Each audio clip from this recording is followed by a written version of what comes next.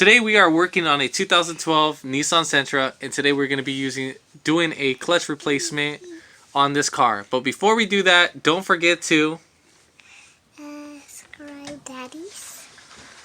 to subscribe to the channel, hit the thumbs up, and comment below to let me know how we did this job.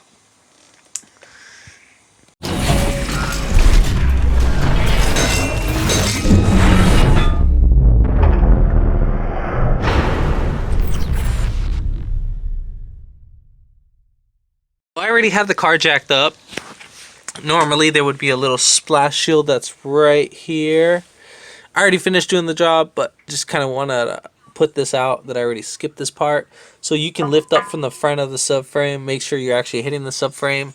Jacking up points would be right there. One jack stand and then another jack stand. Make sure you don't put it on the subframe because we are dropping that. And make sure they're not too close to the bolts where we can get our tools to access that. Alright, so we're going to go ahead and take off this cotter pin right here. We're going to be using these kind of pliers. So we'll take off the cotter pin, then the top hat, and then we'll take off the nut. That's going to be a 32 millimeter. Then we're going to have to take off the caliper. That's going to be 14. There's one up on top, one up on bottom. Then we're going to have to take this guy right here. We can just pop this off with the flathead. Then we're going to have to take off the ABS sensor.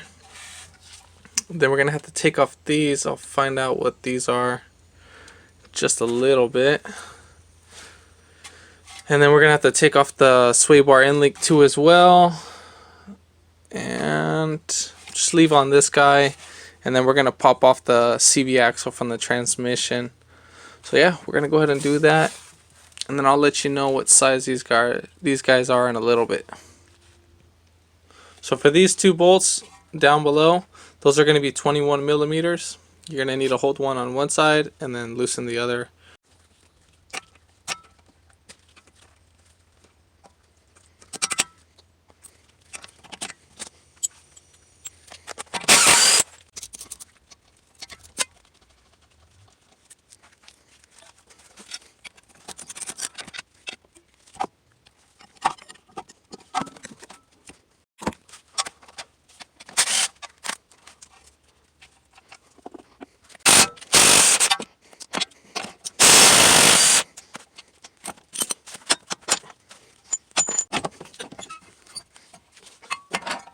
To take this guy off, it's an 18 millimeter. If yours is spinning, you can put a wrench on the other side, probably about the same size, or get some vice grips and ply that down. Now we're going to go ahead and pop off the CV axle.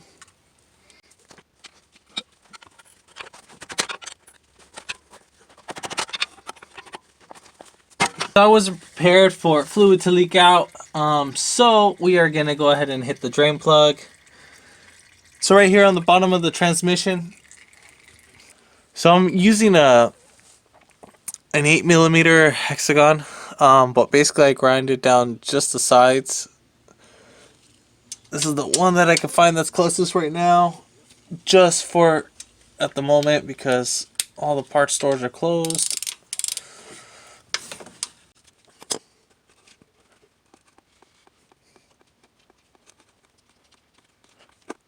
So yeah, this works out pretty well. It's gonna have just a tad bit of play for this S8. I meant the H8.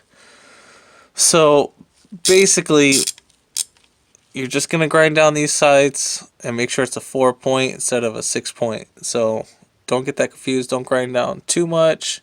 You want to try to get as close as possible. The actual tool for it's gonna be an S. I believe it's between an S8 to an S10.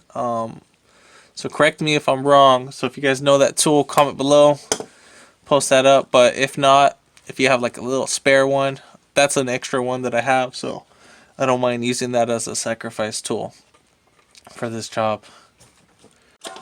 Okay, so we're on the passenger side. I went ahead and repeated the same process as we did as the driver side into the CV axle point. So the only thing that's different about this one is that it has a half shaft And then we're going to have two 13mm bolts, one on top and then one down below right here. So we're going to go ahead and take those off. Once we take those off, then we're going to go ahead and pull out the CV axle. This one shouldn't have that much pressure as to pulling it off. So we're going to grab right here instead of grabbing the shaft itself and just pull back. If it's still not coming out, try to go ahead and use a pry bar and pry over here, because again, we're going to reuse these axles. So we want to try to keep them as in good condition as possible. So again, we'll go ahead and take off these 13mm.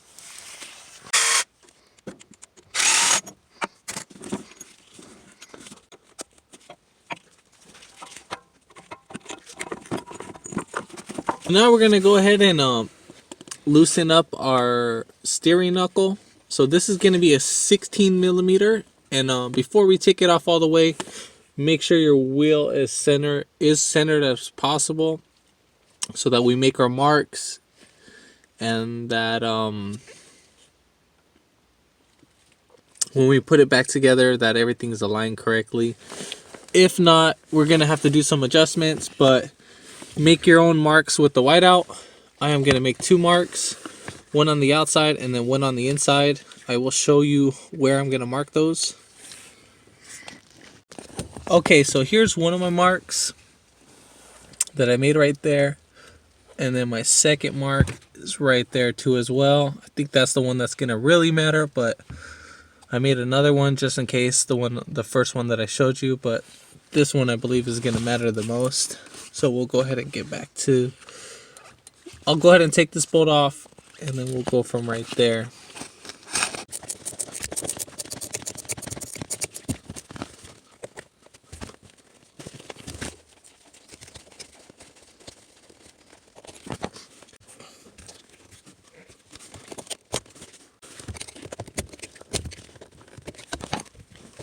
So we're going to pull this guy back until it locks into place so it's not in the way.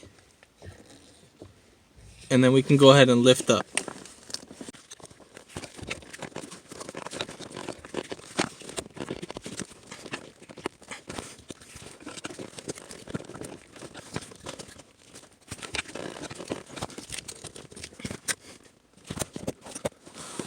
Okay, so you're going to have to lift up and then pull towards the pedals, so that could come right off. So just be patient with it. Make sure you try to pull out this pin as far back as possible so it's not catching onto this guy. Okay, so basically from under the car, you're going to have this splash shield. Now, this was already kind of falling apart, so you're basically going to have one clip. This is starting from the driver's side, one clip. There should be a second one right there, a third one right here, a fourth one right there, and a fifth one right here. Now there could be a little bit more. I am just assuming because that's all I could see for right now. Then you're going to have some 10s in the front where the front bumper is. So we're going to go ahead and take off these 10s. So there should be 1, 2, 3, 4, 5. So we'll take off those 10s so we can get to some bolts. Then once we do that, we're going to go ahead and take off all of these 18mm. So we're going to take off this bracket that's right here. So we'll take off these guys right here. Now at this point, once you're taking off this subframe, I would recommend you to have 2 jacks.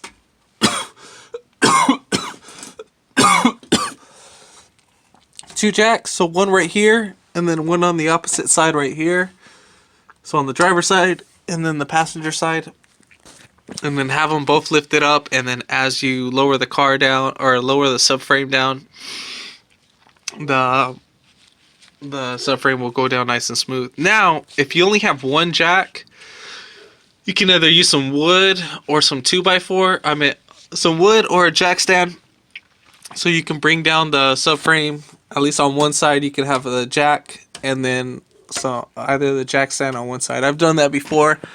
The time when I was first starting out, I've only done that. Then we're gonna go ahead and take off our torque strut mount. So yeah, just take this one off first, and then start off with the subframe. So these are the bolts that you're going to be taking off. But remember, have your make sure your subframe is supported before you start taking off the subframe bolts. So again, we're going to take off these three that are right here, and then these three that are right there. And then we're going to take off this one right here that's under the splash shield on the passenger side, and then one on the driver's side. And then once we take that, everything should drop right down for the subframe, and then we can go ahead and start pulling off the transmission. Again, this is how I have my jacks. One right there, and then one right there, kind of towards the lower control arms, so it could drop down.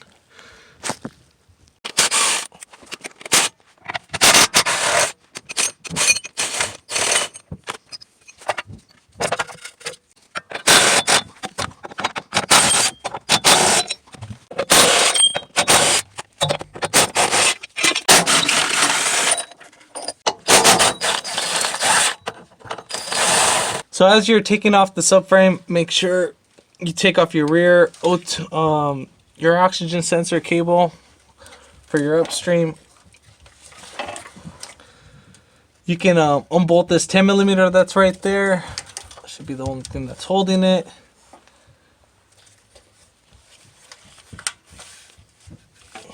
And then as for this piece, obviously we're going to have to cut this guy off.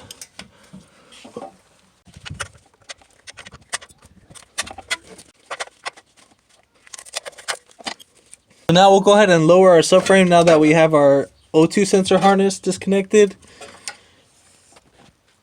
Alright, so now we're going to go ahead and lower down our whole subframe. Now you want to try to keep these both at the same pace as you're lowering them. If not, that's fine. You're just going to take a little bit longer.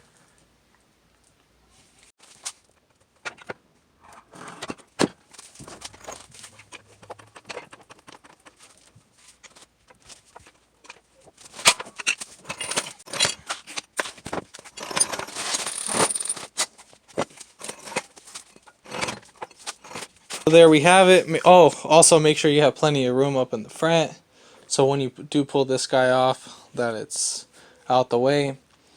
So I'm going to set these guys on some wood so I can reuse my jack, so when I'm lowering down the transmission itself. So now we're going to go ahead and take off our battery and our battery hold down. This is all going to be 10mm. So first start off with the ground, and then take off the positive. These guys are going to have some hooks, so you're going to have to loosen one side first and then kind of like just scoop it right out.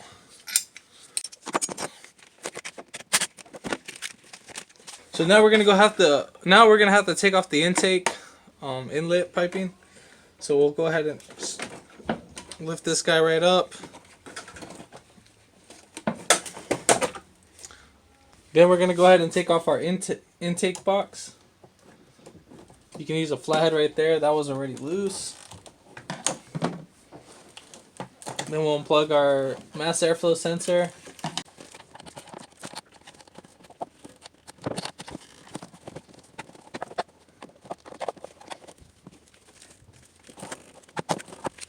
So when we want to separate this guy, you're just going to have to push the intake box backwards and then push this piece the other way so you can split it from there.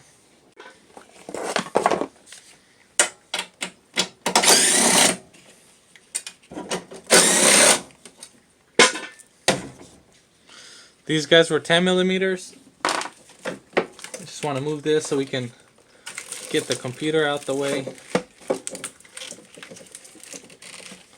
Then we're going to go ahead and pop these connectors back.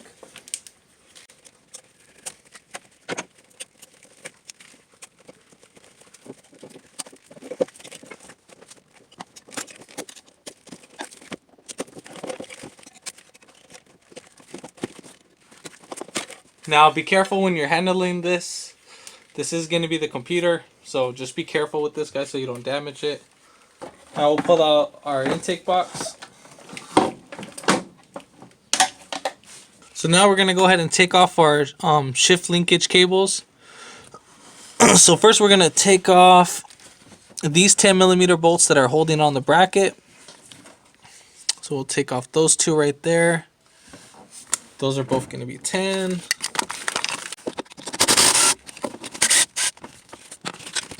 Then this guy will lift up, and then you're just going to pull back and lift.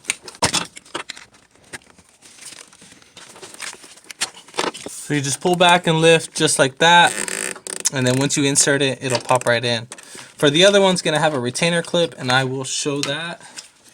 Okay, so right above this sensor right here, we're going to go ahead and pull back this little clip on both sides so we can just pull this guy right back. And just like that, it'll pop right out. Then we'll pop off this sensor right here. This sensor is just like a pull type, so you just pull right back and then lift out. And then right here, we're just going to go ahead and pull this pin, this retainer clip, so we have this guy out the way when dropping the tranny. And then I'll tuck it under the brake line where the brake booster is, so it doesn't catch on anything.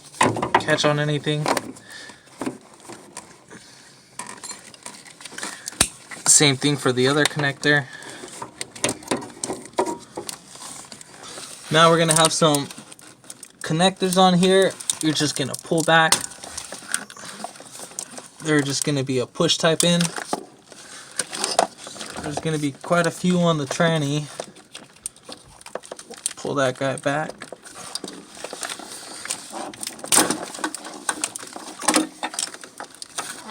So just only those two.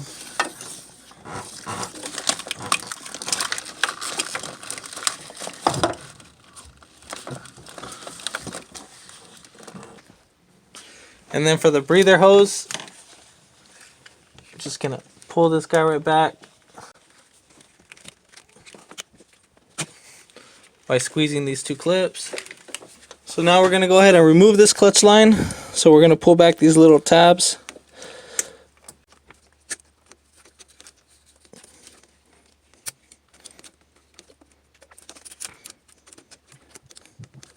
So right here at the master cylinder of the brake, we're just going to go ahead and pinch this wire with some vice grips so it could help slow down the fluid while it's leaking. If you drop down the transmission fast enough and if it's still leaking, you can hook up the old slave cylinder till you install the new one and everything, so everything's all set up so it's not leaking. But also I'm going to get a balloon, and then I'll show you how to do that.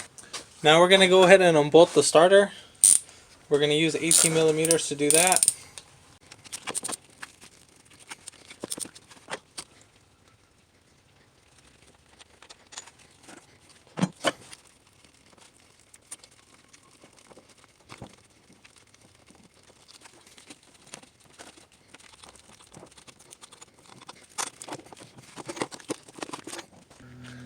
Then on the transmission side, we're going to go ahead and take off this ground.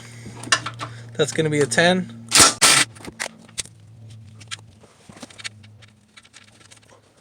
So pretty much at this point, we're ready to drop down the transmission. We're just going to go ahead and take off all the bolts around the transmission. So we're going to have on this side and the back side, on the motor side. So you're going to have 1, 2, 3, 4.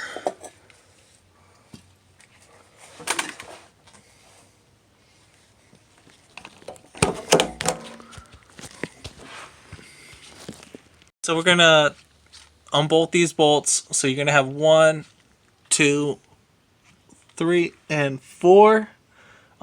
These are gonna be on the motor side, so you're gonna take off those. They're gonna be all 18mm, by the way.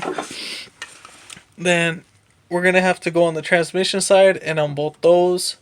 So again, those are gonna be 18s. So there's gonna be 1 right here, two on the top, and then another one on the other side. And then on the motor side, I didn't see these. We're gonna take off these 18 millimeters too as well. So it's gonna be, what's it? 2, 4, 6. So 6 on the block on the engine side, and there should be 3 on the transmission side that we're gonna take off. That's left, and then we're gonna take off the mounts.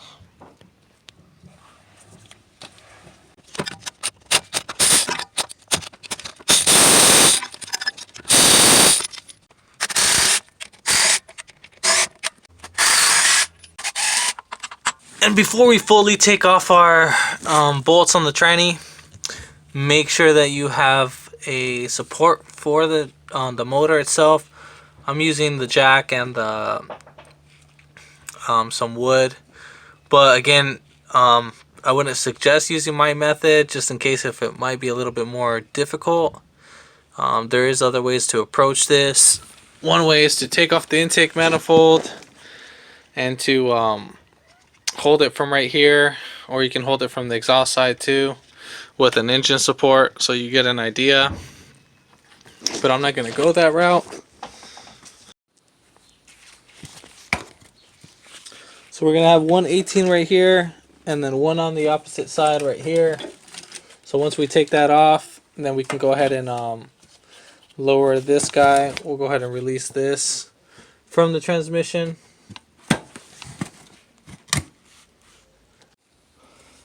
So now we're going to go ahead and take off our final bolt. Make sure your jack is right there, supporting your transmission. And then this one is a 16 millimeter.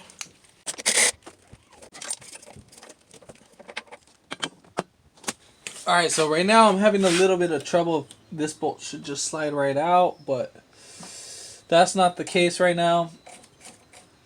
So we're going to go ahead and bang on this and see if it pops right out. Alright, there we go.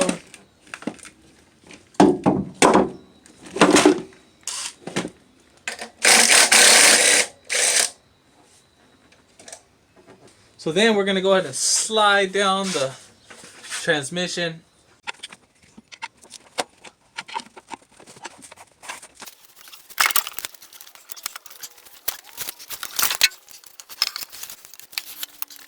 So I was having a little difficult time of getting this guy out just because of this bolt was in the way. So I don't know if it would have been probably more easier just to take this off than to the heck. But what I did was I did lower the motor mount, the motor side a little bit, so I was able to bring down the transmission. Because this guy right here was hitting against this bolt, and that's what was stopping me from spinning it. But either way, you can either just take off this bolt and it should just spin right out, and then you can slide it right out. But in my opinion, I think it would be a lot more easier to just take this off, so you can just slide it out more easier. That's just my opinion, but we'll see how it goes when we're installing. So now we're going to go ahead and take our flywheel bolts. It's going to be 1, 2, 3, 4, 5, 6, 7, 8, 9 bolts. That's going to be a T40.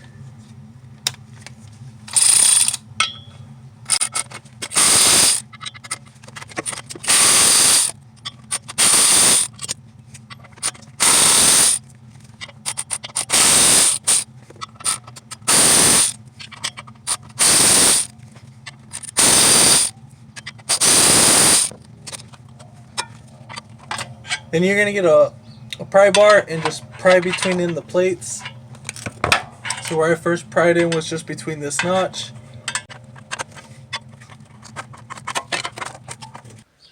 So you can see this disc right here. It's completely toast. So don't forget, this flat side right here is facing towards the transmission, and the top hat is facing inside.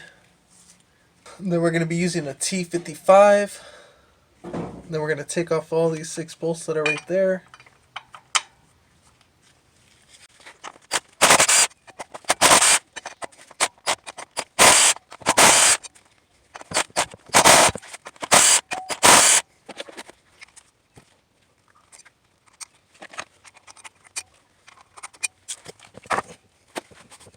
So basically, after you get this threaded in, there's nothing special about setting this up in the beginning. So we're going to have to torque these guys down to 80 foot-pounds. I threaded everything in by hand. Didn't use any Loctite or anything on that. Wasn't specified by the manufacturer recommendations. So we're going to have to go on like kind of like a star pattern. So we'll go 1, 2, 3, 4, 5, 6. So it's just always opposite ends from each other. And again, we're going to torque that down to 80 foot-pounds. If the flywheel is spinning too much, don't forget to lock it from the crank pulley. You can use like a breaker bar with a socket.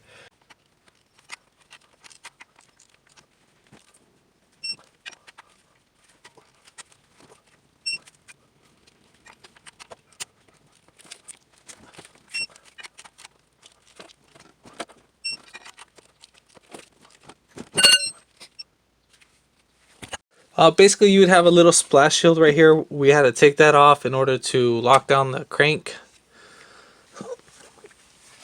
I'm using a 19mm with a breaker bar. Make sure it's on this side, because obviously once you're cranking it, it's gonna go down this way, counterclockwise. And then I'm using the breaker bar with the pole. If you don't have enough room or enough jacks just to lower the car, you can put some wood right here or another jack stand just to hold this in place. Just set this a little bit higher so it sits properly. And then there was a plastic shield that was right there. There were 6 clips in total. 1, 2, 3, 4, 5, and 6 right there. You can use a flathead screwdriver just to pop these guys off. And then this is how the cover looked like itself. Alright, so basically when you install the pressure plate, it's going to come with the Toyota guide pin. Now the downside to this is that you're going to have some play. Well, there is another one that is more thicker. You can see the difference right there. This guy sits in, but has like a slight play, but not as much as this Toyota one does. So I'm gonna go ahead and use this one. The part number is K73A. This came in the box, so I don't know what car this one goes for or anything. So obviously I've been having a lot of trouble with this setup, just getting parts and everything, just because of the design of it. But anyways, needless to my stories, none of your business or none of your worries. You're gonna go ahead and clean the pressure plate with brake cleaner, and you're gonna clean the same thing on the pressure plate too as well. The top hat goes inside, so this needs to be a flat surface. Still keep holding this guy down.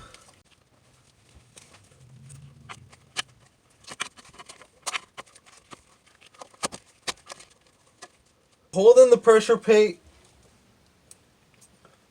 Make sure, I'm going to be putting blue Loctite just because of the torque so low. Okay, so here's going to be our torque spec. The first pass is going to be 11 foot-pounds.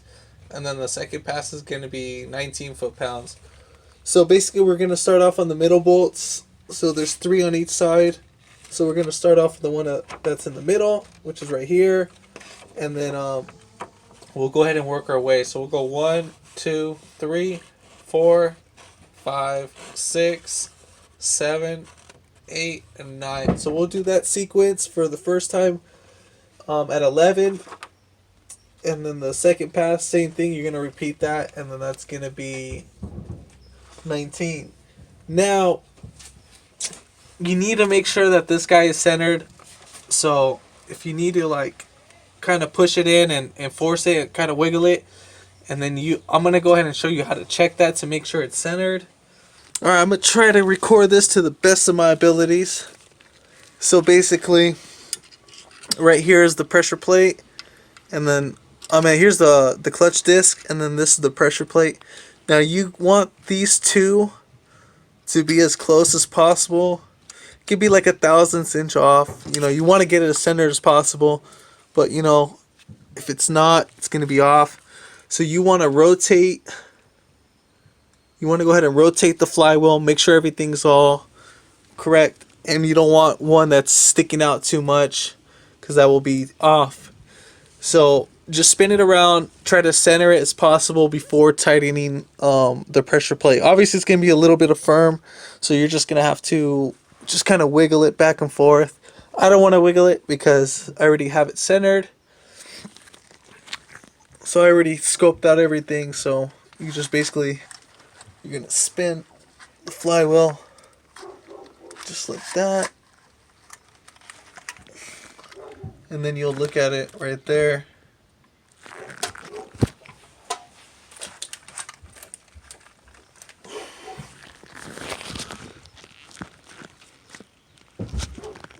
So just right there, you see that it's nice and close.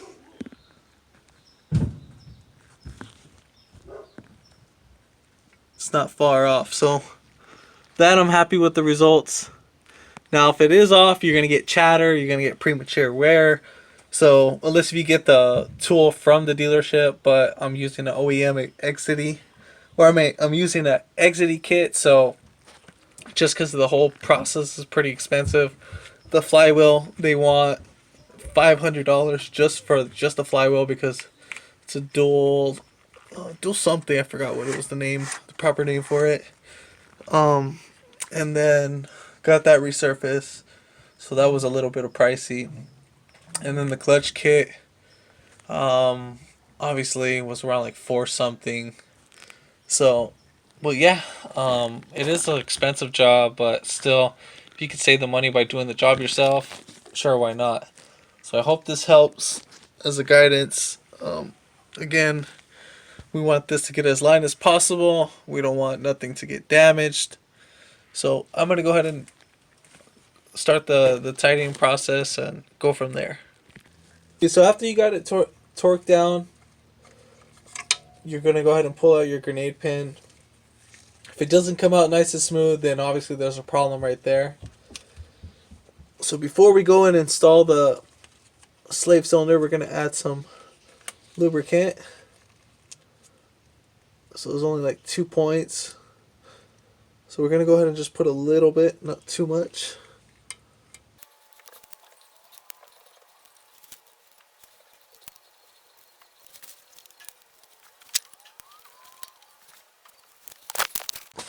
So this is how you want it to be. If it'll focus. So you want it to be like that. So I still got to add a little bit more just on that side. So we're going to go ahead and replace this guy, the slave cylinder. So we're going to use a 10 millimeter.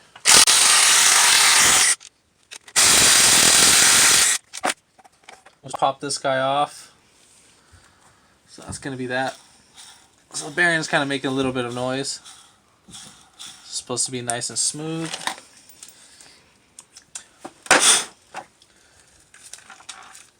Now if your area is dirty, just get a brass brush or a steel brush and just clean up your spine. This one's already, I already cleaned it, so I'm not going to show that process. Now we're going to use blue Loctite on these bolts, just because that's the factory spec on that. And then here's our new slave cylinder, so you can see the difference. That one's nice and firm. So we're just going to go ahead and install.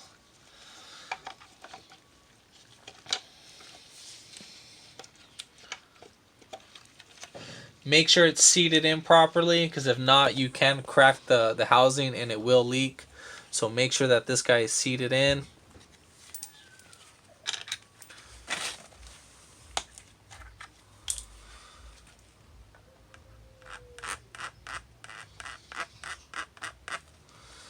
You don't really have to put it on this side right here, because obviously it's not going to get that far, but that was accidental.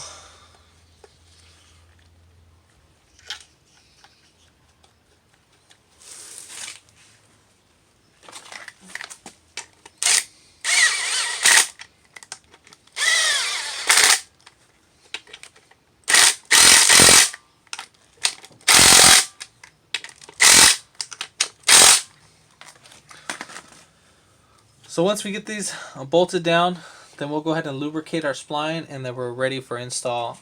You do not need to lubricate this part. It's the spline itself you need to lubricate. Do not go too excessive. I already put a little bit on the pressure, the clutch disc itself. So again, we're just going to go ahead and just apply. And so just like that, that's how we're going to pretty much be. So we'll be fine like that. You don't really need to use a lot, because if you use too much, that will spin into the pressure plate and then will cause it to slip, and then obviously premature wear on the clutch disc. So at this point we're ready for install. Now right here, I'm gonna try to see if I can install this with this guy in. I do not feel like taking this guy off at all, so we're gonna try to see if we can install this guy in. Obviously, because I was having issues of this hitting the transmission mounting bracket, one of the bolts, it was just hitting up against that. So that was my main issue when I was taking it off. I did lower the motor a little bit and it did come out. So I'm gonna lower the motor a little bit, just enough where I can get this guy to slide right on. I'm gonna clean up my area and we'll go from right there. I'm just trying to be as thorough as possible and explain everything for you guys so that you guys see everything.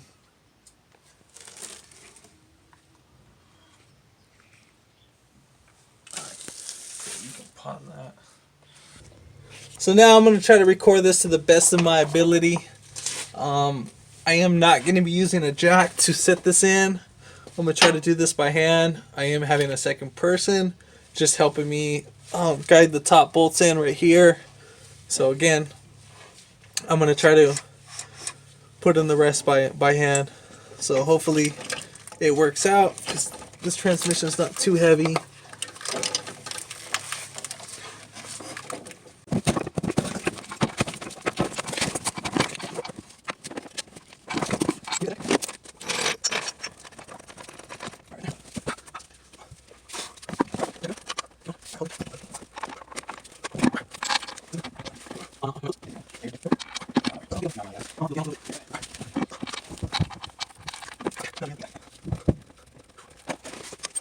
Alright, so I got the tranny in. It actually went a lot more easier than what I thought. So I'm going to show you one little, like a height measuring way. So measuring from right here on the notch of the oil pan. So where it goes out, we're going to go right there.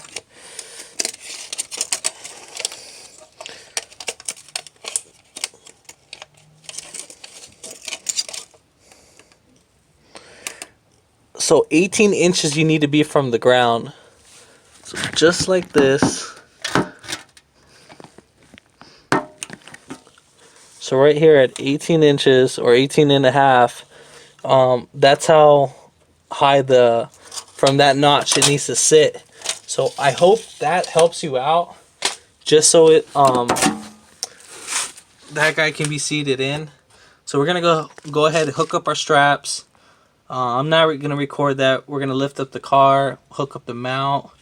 I'm not going to record that process too, just because it shouldn't be rocket science or anything.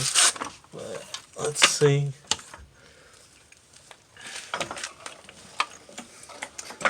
And then make sure as you're lifting up the transmission, make sure you're lifting up the motor too, so it's not caving in.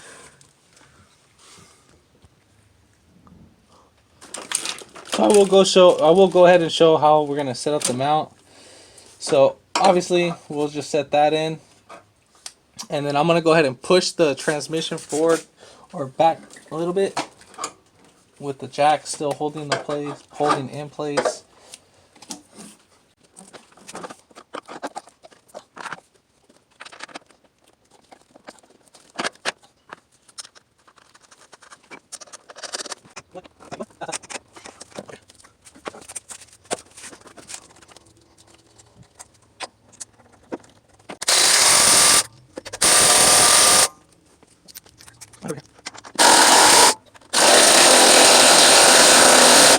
So right here, when we're lifting up the transmission to the transmission mount, I got a pry bar, and I use this guy right here.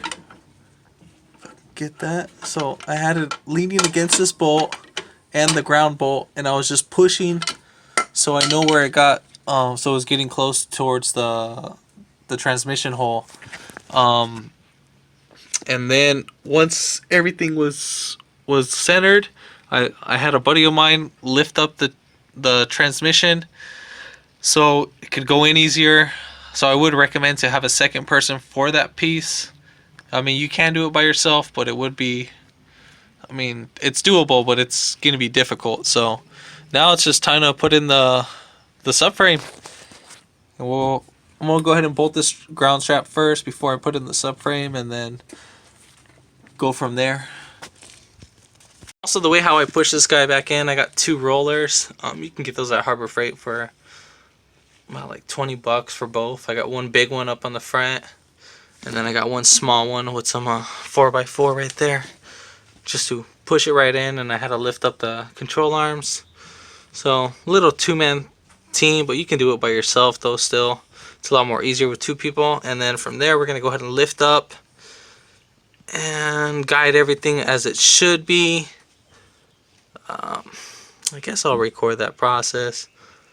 I don't see why, but yeah, I'll go ahead and record that process for you guys, just to see as a little guidance. But it'll be fast forward for that part.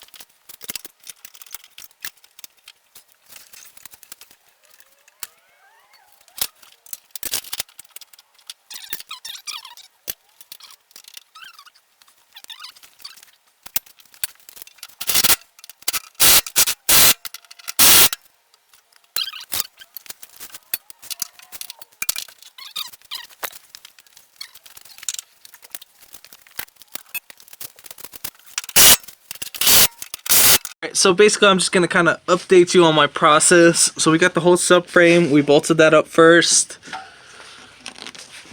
And then we put on our bracket. Then we put on our torque strut mount. I had to pull back the transmission while guiding this bolt, but I put this bolt in first. Then this bolt was in second, and then I put in this bolt third. I threaded all those in by hand. Tighten all these bolts down. Still got the bottom bolts, I still got to tighten up the upper bolts, but I'm just kind of telling you the process I'm doing this in. Don't forget your O2 sensor wire. That's right here. So clip that back in to make sure it's in place. So now we're going to go ahead and put on our driver's side axle.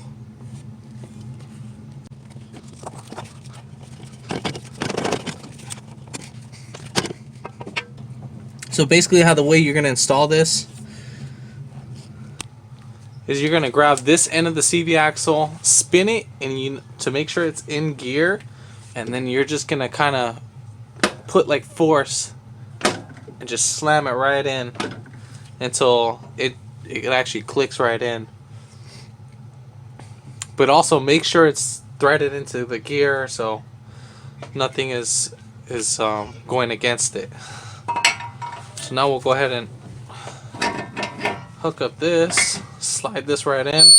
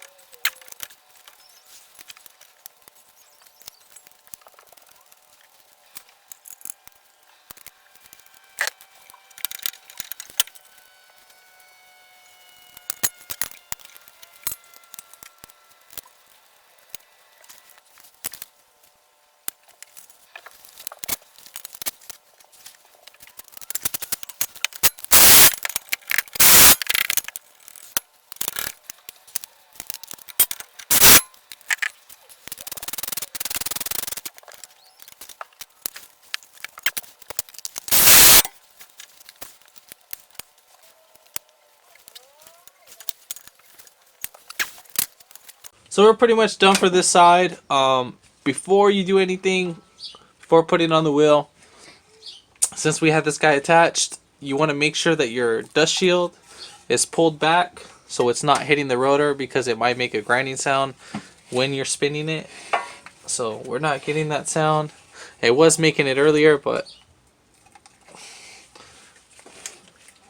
we should be in the clear.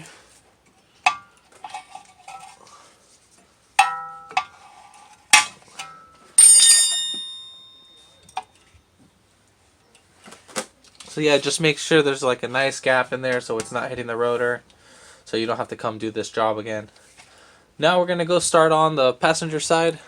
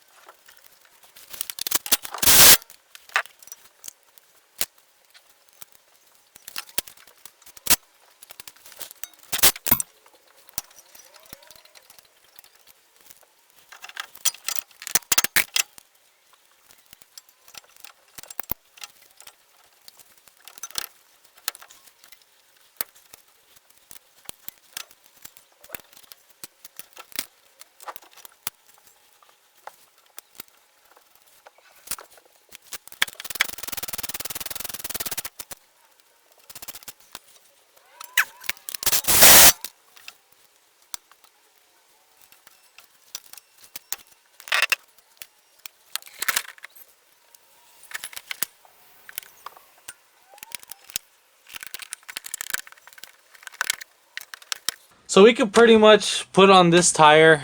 I know I'm missing one clip. That's how the car came with, so I don't have any at the moment right now, any extras, but oh well. It's not the end of the day. One's fine. But we're going to go ahead and put on the wheel.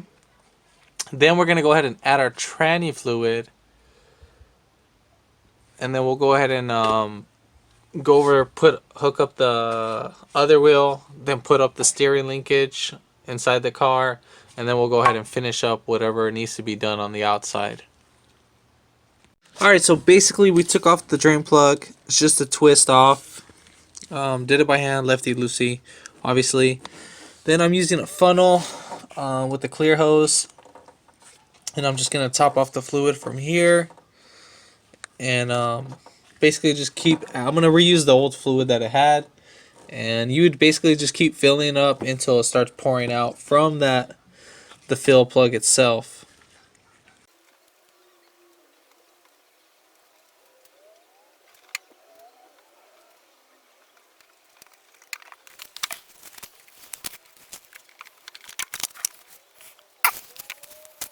So another way too, if it doesn't come out all the way, I can actually see the fluid level.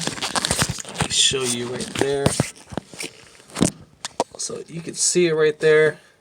So that's pretty close of it being full. Another way to check, so you can do the finger check, is that you'll put your finger in there and see if you can notice the fluid. If you notice the fluid on your pinky, or whatever finger you decide to put in there, if you know, if it's just on the tip, then you know it's pretty full. But just from seeing right up here, you can visually see itself. So we're good to go.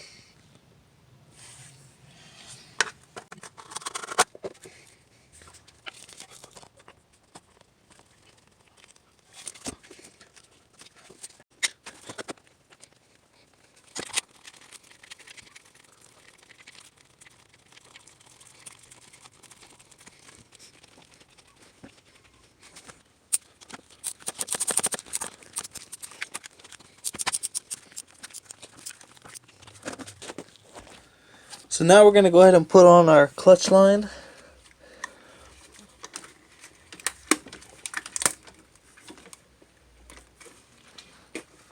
So now we're just going to push this guy right in. So I'm going to try to use this body panel tool. It's kind of the length. Now you could probably make your own tool. Just see if I could fit something right there so it doesn't push in while I'm pushing towards the car.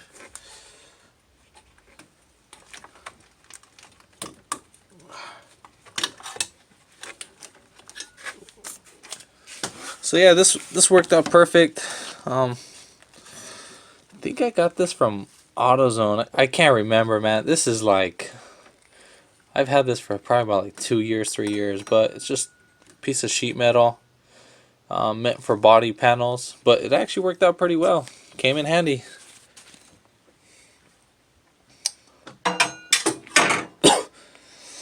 So we're gonna bleed this later. I'm not gonna worry about bleeding it right now. Just gonna go ahead and set up the air box and all that. So now we'll go ahead and release our clutch line tool. Now for this area, make sure you tighten these by hand, all these three, because you want to make sure that's nice and tight.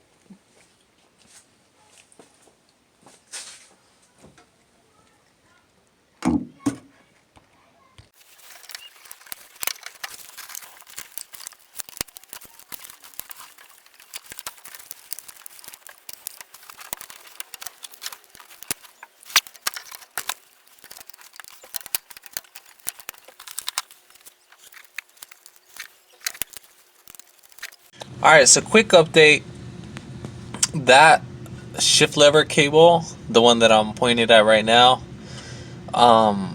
there's two ways you can put it in. The first way, when I did show it, that was the wrong way.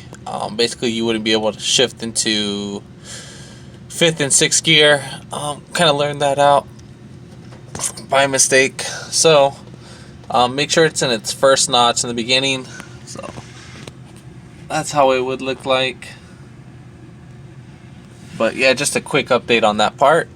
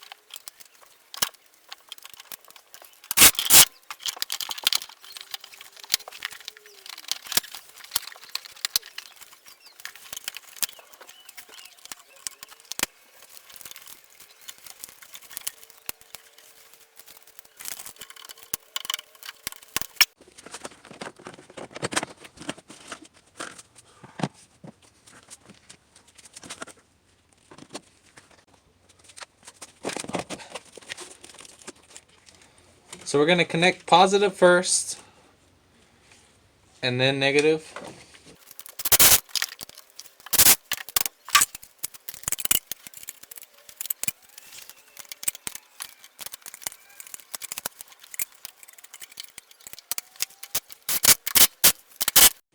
Alright, so now we're going to go ahead and put on our little steering linkage. We'll see how easy this guy goes in.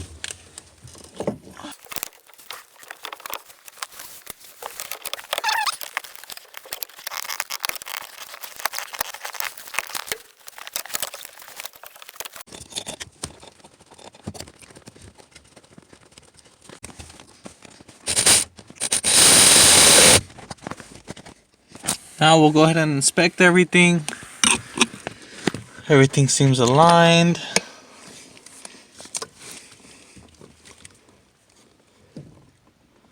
So we're good to go on this part. Now what's left is just to bleed the clutch. Alright, so I guess the bleeding procedure on this guy is for you to push down this clip, let it pull back, and it should shoot out this bleeder valve.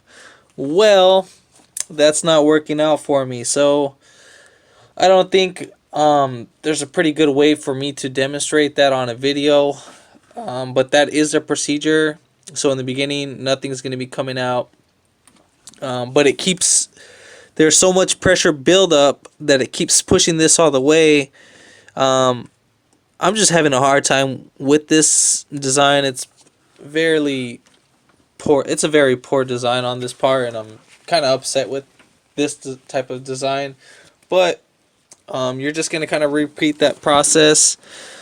So basically, you need to have this guy open. You need to have a hose that goes into a bottle so it doesn't bring back any air into it. That's how it's supposed to go. But that's not working out for me. Every time I push it in, it keeps going back inside the transmission. It keeps pushing this seal that holds it in place back inside. Unfortunately, which kind of sucks. But thank God I had this tool. This really helped out. So I would recommend you to fabricate this kind of tool. You can use like a grinder or something. It's probably like a good. It's a good pinky size. You know, just fits right in there. When you're installing you can use your old one as a measurement to make this tool. So this will help it out. It will lock it in place as you're pushing it back in. Doesn't need to be this long, but the extra handle does help out. And then this wire right here, it's really it's very annoying. So I used a rag because it was just kind of putting too much pressure. I don't know if that was defective or it's just me in particular. So after you're done, go ahead and clean up your area and then push back on this clip where it's supposed to be on the transmission. There's a little hanger right there. You just set that right in.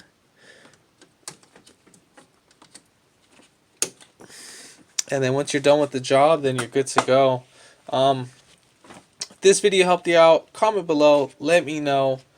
Give it a thumbs up, and then hit that subscribe button for more upcoming videos in the future, and thanks for watching.